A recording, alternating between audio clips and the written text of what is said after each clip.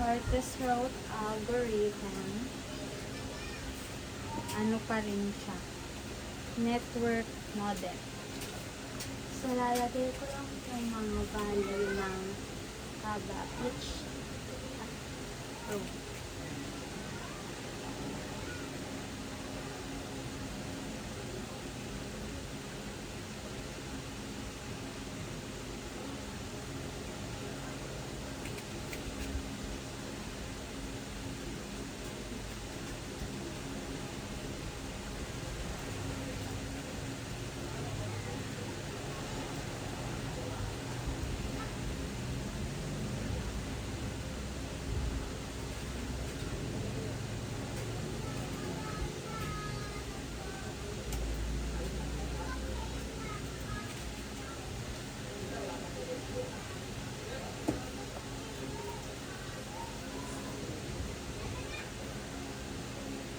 So, mag-i-start tayo.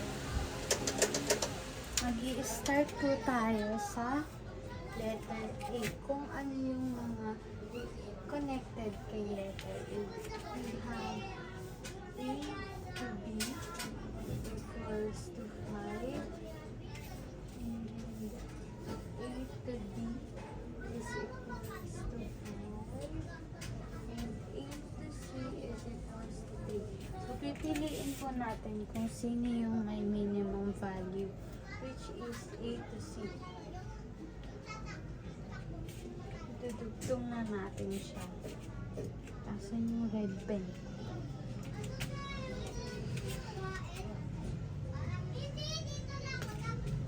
A to C. Next.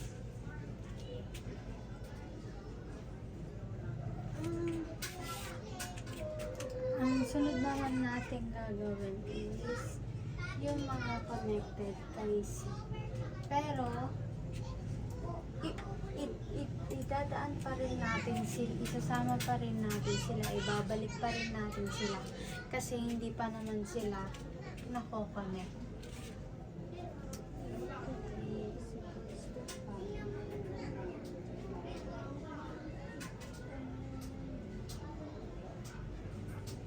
And since na-finalize na natin si A to C, isasama natin siya sa pagkukuhaan natin. A to C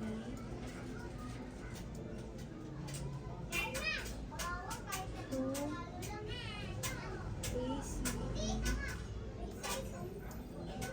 equals to A to C is 3 plus C to E 6 is equals to 9. And A to C to F is equals to 3 plus 8. 11. So, ang pinaka-minimum value sa kanila is C, A, and D.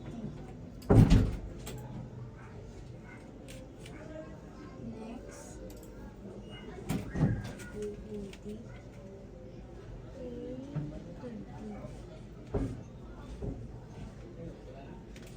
And next, ulitin lang natin si A, C, D. ACE is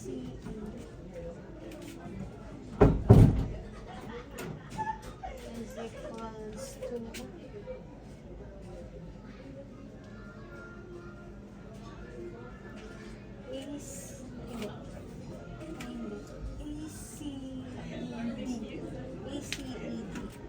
check.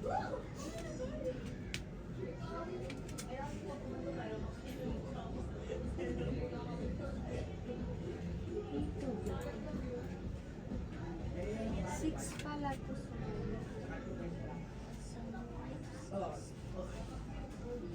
yan. Next. Iyaan natin ito si kakopy lang natin siya. A to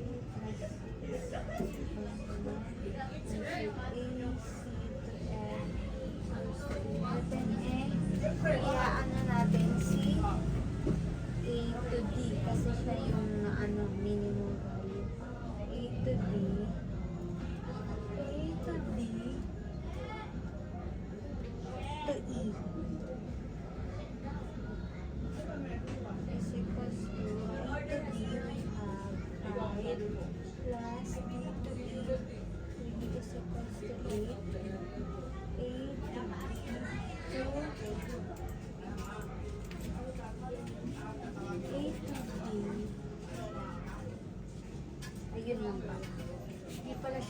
connected kay F.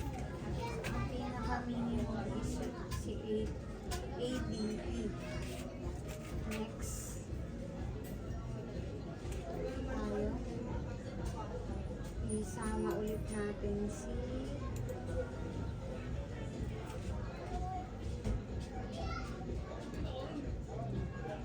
ACF na lang kasi si ACE na ano na natin siya. Wala na si ACE, si ACF na lang. So, ACF equals to 11. A to D to E and G. To G is equals to A to D to E equals to A. Sige, A to D. We have A to D meron tayong 5 plus D to E we have 3 plus A to G is 8. Total of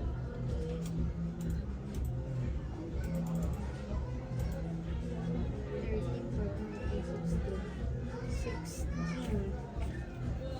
And ACF yung pinakamaliit. Next tayo. So, copy natin ulit si ano. A, D, E, G is equals to 16 and A, C, F, and G. Kinapi lang ulit natin siya. 11 plus G.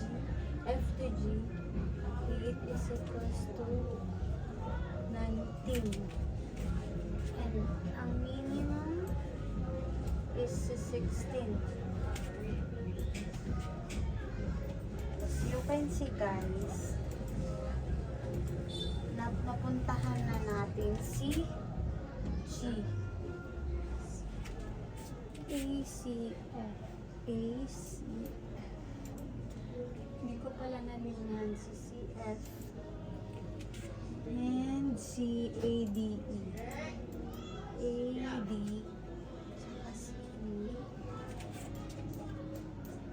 Tsaka, okay na.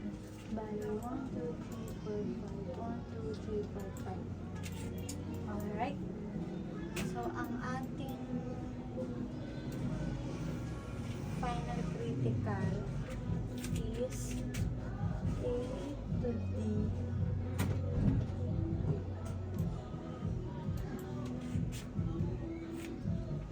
to E to G.